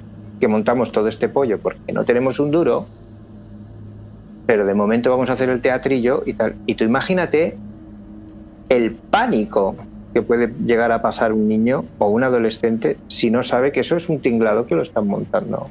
O sea,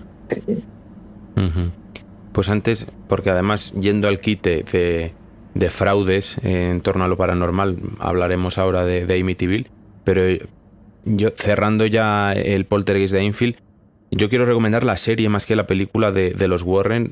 No sé si la has visto, si la ha visto alguien de nuestros oyentes. Una serie del 2015 que se llama The Enfield Haunting, que la protagoniza Timothy Spall, que está muy, muy bien, basada en esa investigación y en ese libro de Guy Lyon Playfair, que fue uno de los investigadores de este caso, y en la que se presenta pues eso, ese poltergeist de una manera pues menos hollywoodiense, podemos decir, no sé. Pero si te parece nos vamos a... Más de andar por casa. Sí, podemos decirlo así. Pues si te parece... Un poltergeist a la española, vamos. El caso Vallecas. Bueno, nos vamos a ir a la casa de ahí. Que ahí había baba verde y cosa. Ahí ya era como más. Sí, ¿no? Bueno, en el caso Vallecas, que también parece que se habían estudiado el de Amityville y dijeron un poquito las mismas cosas, ¿no? Que si la baba verde, que si el monstruo, que para los otros era un cerdo con los ojos inyectados ahí con luces, pero en fin.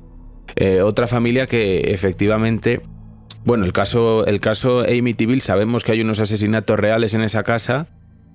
Sí. Y sabemos que hay una familia que parece ser que intenta sacar tajada de ese crimen, ¿no? Que no reside en ese lugar más que 28 días, pero que a partir de ahí se montan una historia en la que hay de todo, sillas que se mueven, cerdos poseídos, baba verde, monjas voladoras, o sea, sí, hay de todo. Era, vamos, una peli del ¿cómo se llama este?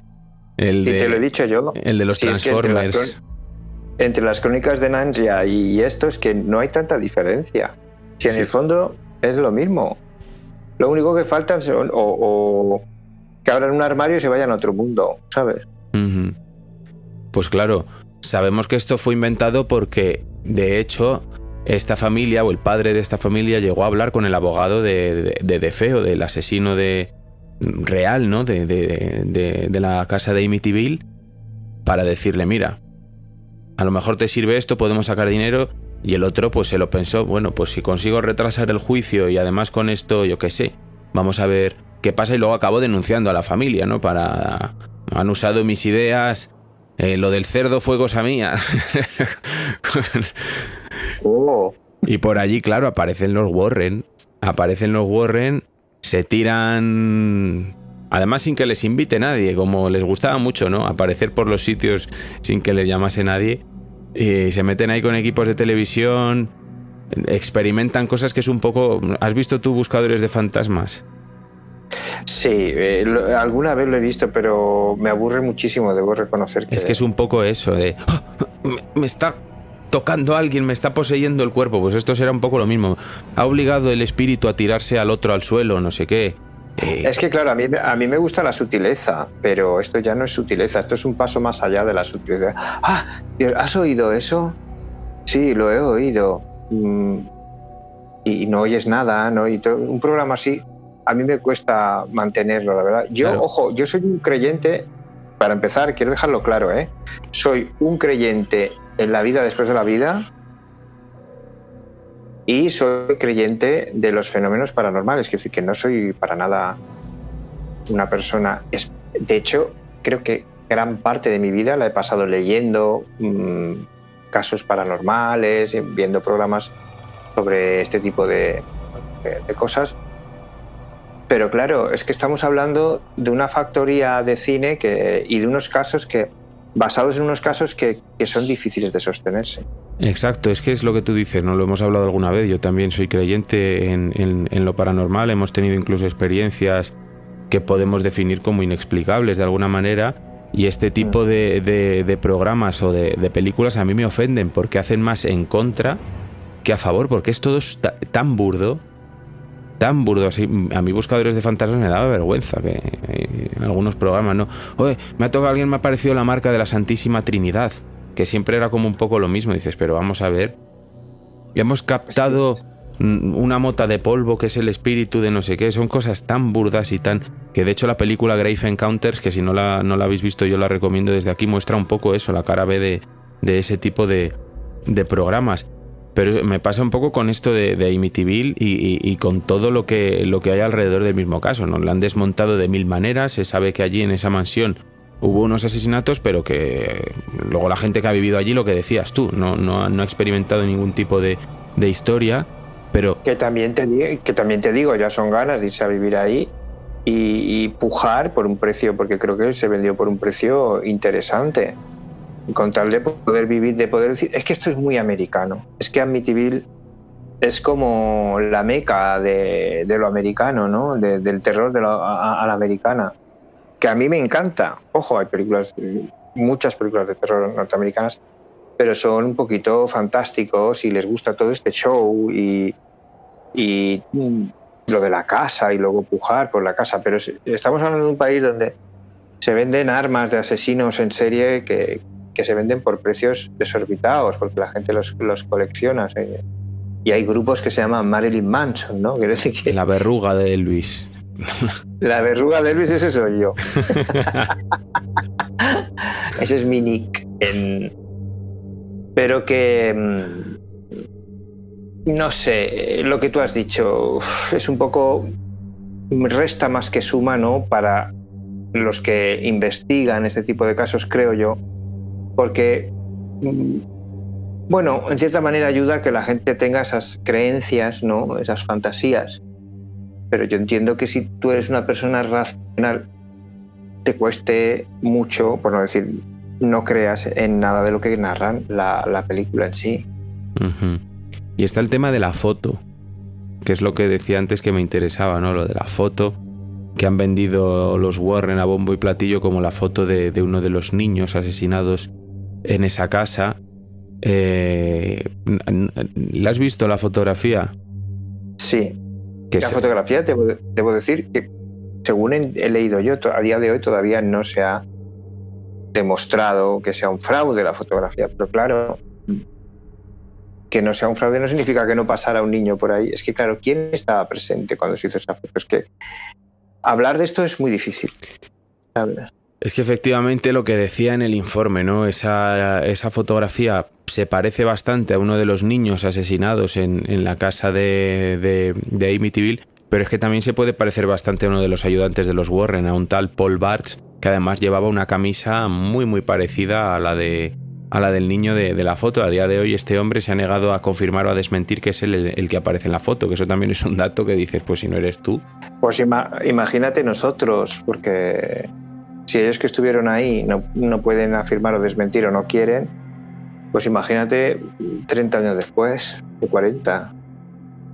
Es que es lo que hablábamos un poco para ir ahora ya cerrando, que lo comentábamos tú y yo off the record, que no tenía mucho sentido enrollarnos en todos los datos que he dado yo en la presentación en el informe, porque ya están muy bien, ya están expuestos y el que quiera investigar más profundamente puede hacerlo. De hecho hay más casos de los Warren que yo aquí no he presentado. Ahora mencionaré uno brevemente que me ha llamado la atención, que tenía más sentido hacer una tertulia, pues eso, distendida, hablando de las películas y un poco de la figura de ellos tan controvertida, ¿no?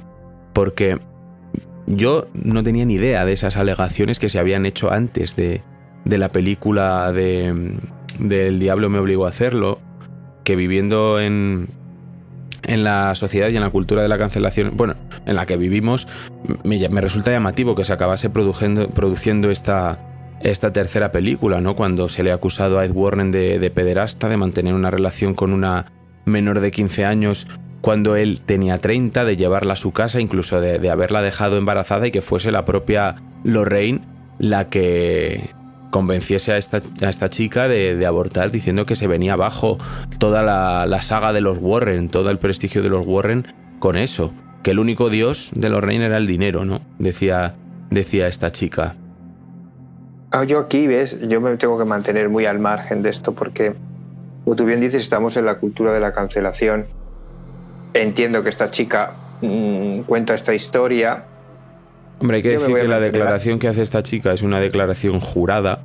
O sea, es una declaración que tiene todos los visos de ser real y que hay muchos datos que da ella, si es ¿no? real, pero si es real, déjame que te diga que si es real, no creo que sea porque es jurada.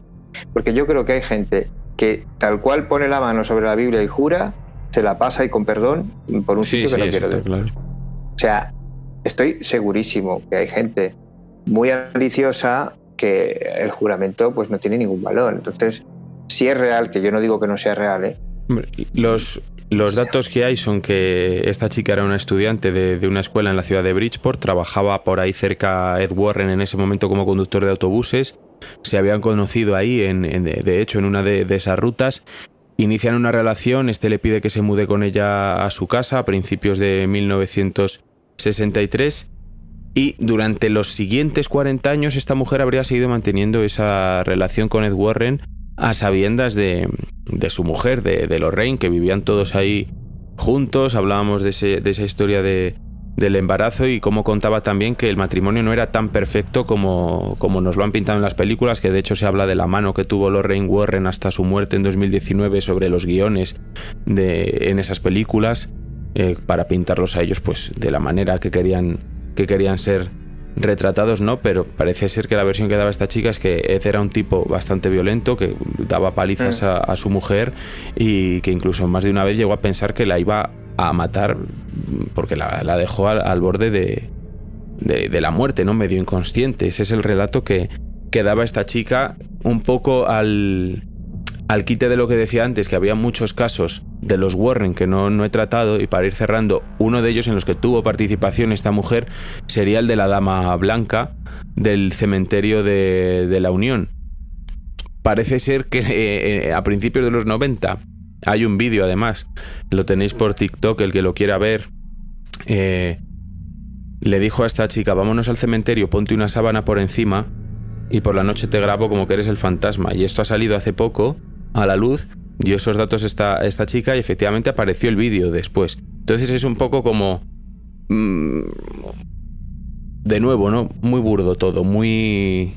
Pero lo que es curioso, y esto no se puede negar, que en el contrato de la película esta mujer, Lorraine, metiese unas cláusulas como que no se pudiese, bastante inusuales, digamos, ¿no? Como que no se pudiese mostrar al matrimonio Warren involucrados en delitos del tipo sexual con menores de edad, de pederastia, de pornografía infantil, prostitución, agresión sexual. No, si posiblemente, fíjate, posiblemente, yo no digo, o sea, primero, en ningún momento puedo afirmar categóricamente que los Warren, yo por lo menos, fueran unos estafadores. No lo puedo hacer porque me baso en información que me dan terceros.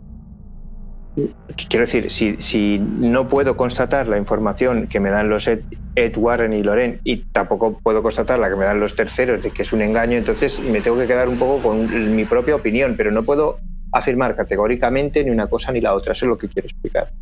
Tengo que hacer un poco de abogado del diablo.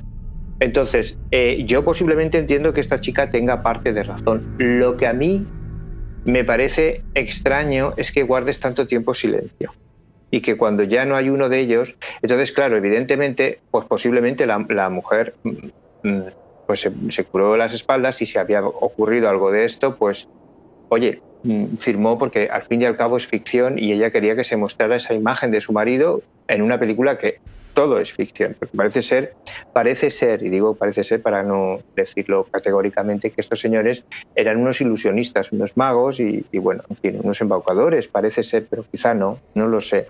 Lo que quiero decir es que aquí hay mucha gente metida, hay muchos casos, hay muchos beneficiarios, mucha gente que no solo ellos, que pueden haber hay mucho dinero, hay una productora detrás y hay una inversión muy grande.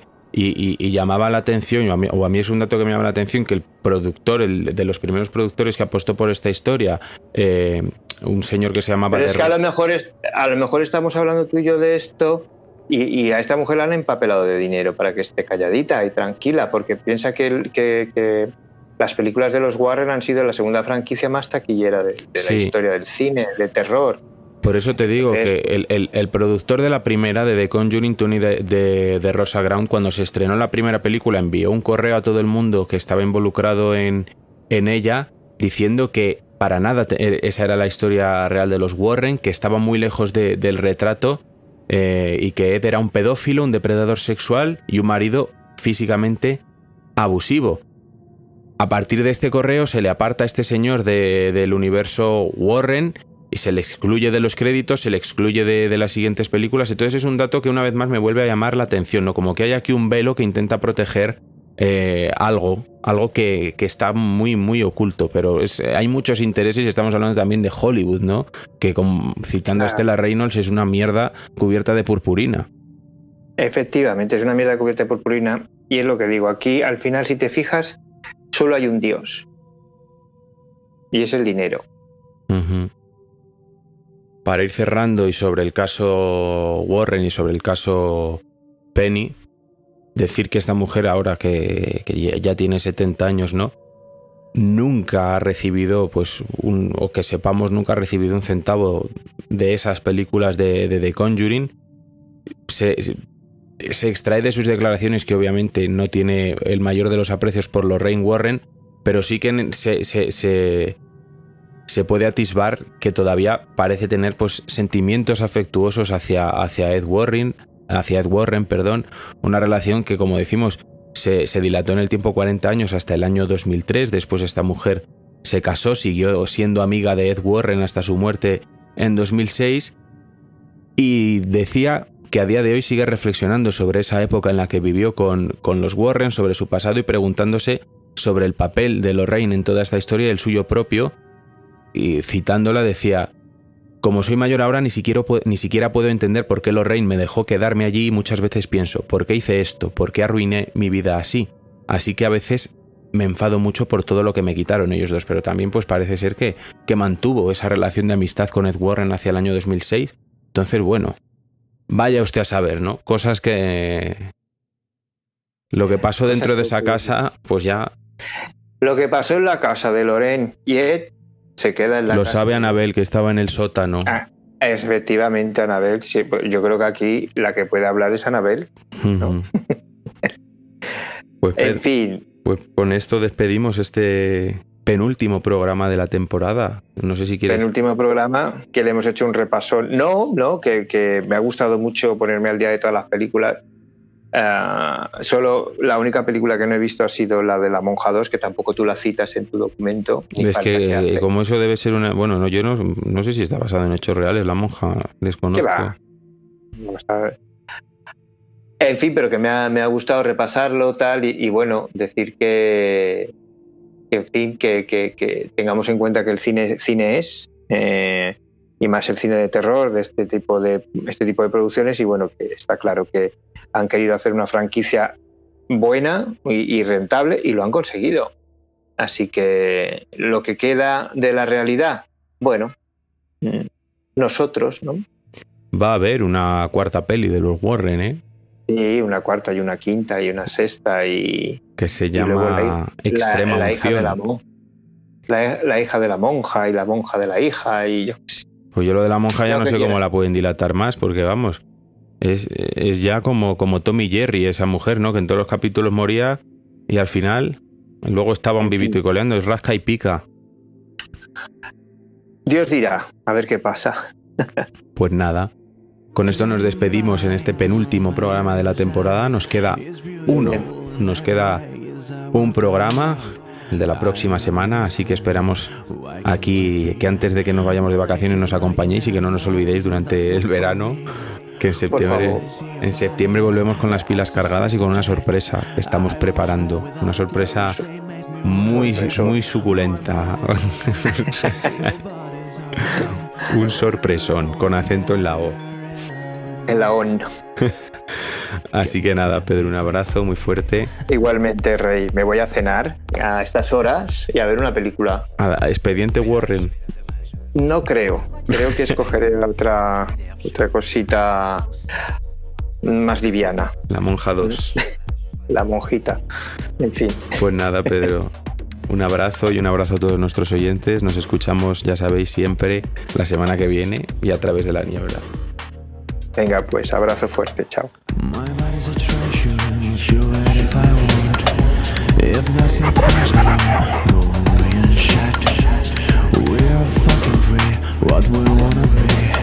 Brothers and sisters tonight, I wanna say this. Your way doesn't matter. You're beautiful. You show your scars and be brave. I just want you to do something. Get naked and be free.